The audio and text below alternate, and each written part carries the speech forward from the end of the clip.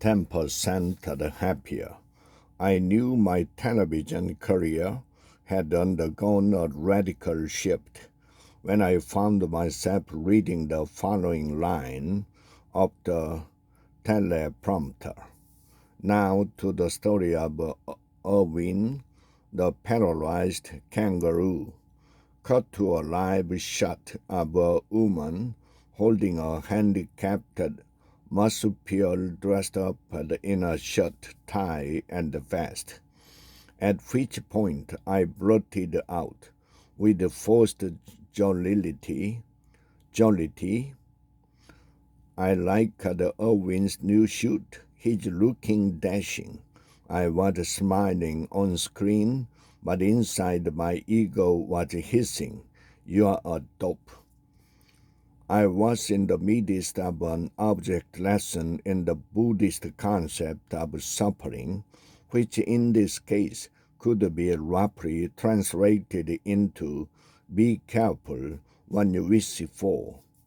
On a Friday afternoon, shortly after I'd come back from the retreat, a particularly chipper David Westin strolled into my office, stuck out his hand, and offered me the job as weekend co-anchor of Good Morning America.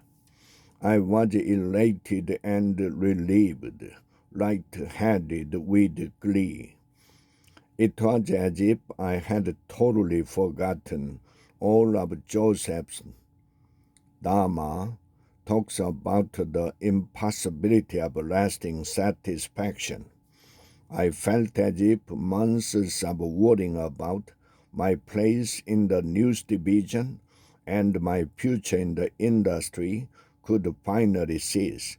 All of my problems were solved. Deliverance. What came next was a series of developments that could have been authored by the Buddha himself. 2 days after Westin strolled into my office and confidently extended the offer, I was at home when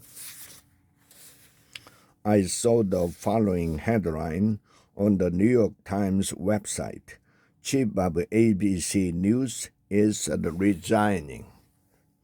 When I got back into work the next morning, it was quickly made clear to me by various senior executives that Westin would be staying on as president for many more months, and that the offer still stood.